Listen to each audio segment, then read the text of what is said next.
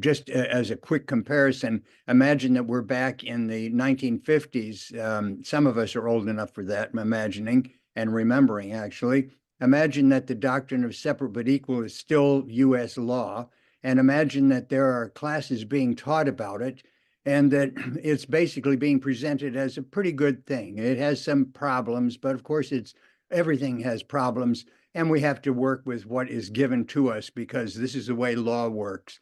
And this is the parallel to what's going on right now with the entire doctrine based on the Marshall trilogy, which I'm sure all of you are familiar with, beginning with Johnson v. McIntosh and including Cherokee Nation v. Georgia and Worcester v. Georgia. All of that is being taught as if this is just an immutable framework. We have to reason within this framework because it is given to us as the law. And then we go on and do that reasoning within that framework. That's what I see happening, not just in law schools. I see it in articles. I see it in briefs that are filed in cases in which this is simply presented as it's the way it is.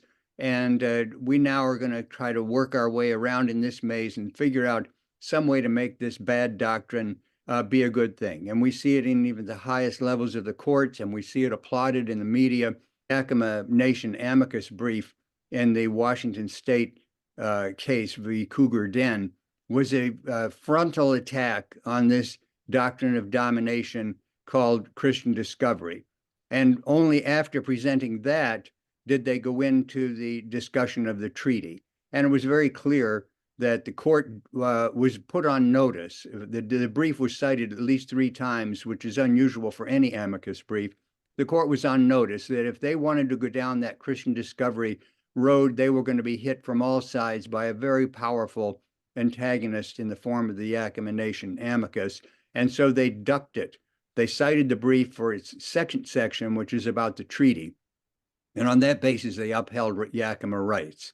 So it can be done. The challenge can be made, and it certainly ought to be being made in law schools. Right in New York State last month, when the Montauk so-called reinstatement bill was vetoed by the governor.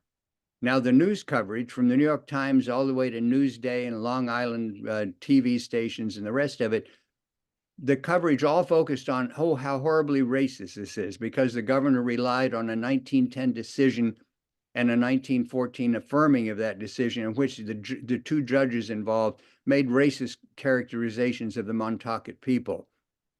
That racist characterization is actually in both of those opinions. So it's not as if there isn't racism involved, but the major basis of the opinions was the doctrine of Christian discovery. It was about land. It was not about racial miscegenation, which was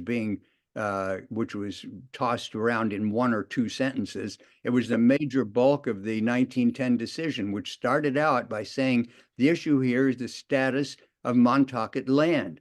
And how did the court answer that question? The court said the fee of the land is in England.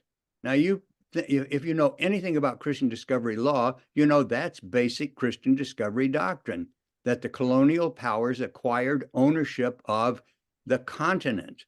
And the U.S. has adopted that doctrine. That's the McIntosh case, the Johnson v. McIntosh. Not a single paper that I saw, not a single news report went anywhere near that.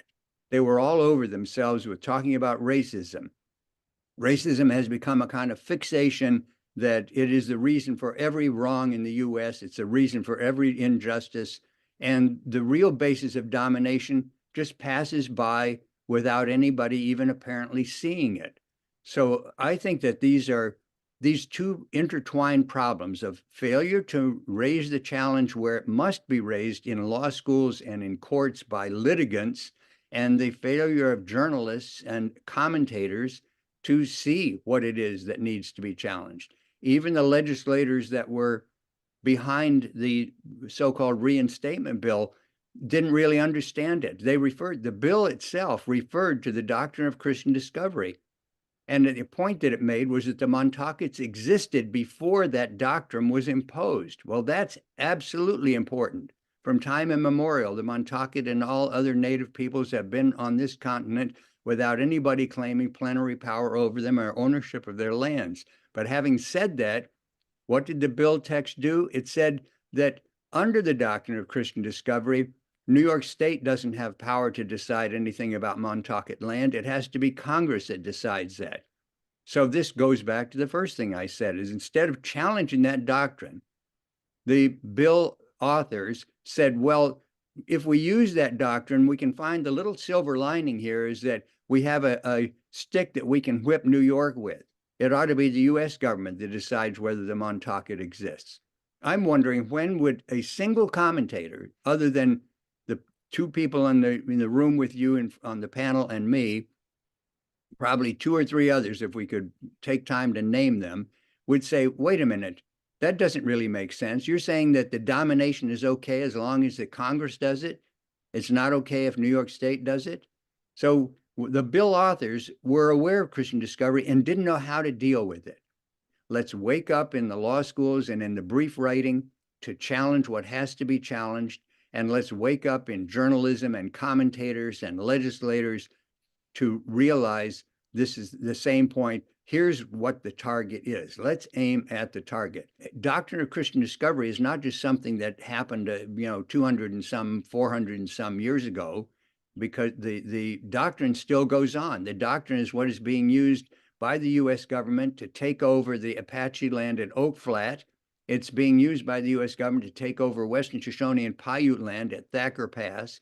It's been used by the United States to disrupt Navajo Nation land resources and water resources. It's been used over and over again in current time, still being used. So we're talking about an active battle, and that at least is enough to say enough. Where are we going to stand and say, let's be clear about what's going on here?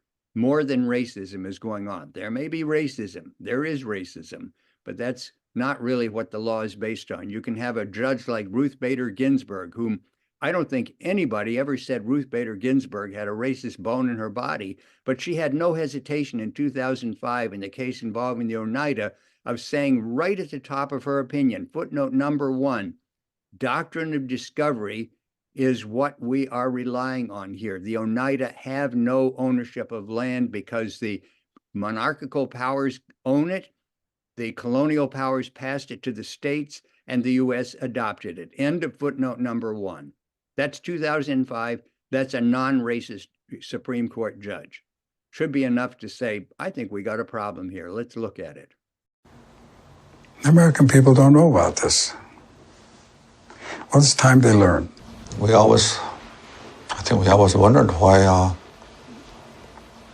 did they think it was right or just to do what they did was, to take our lands and to push us off our lands and try to eliminate us as a people.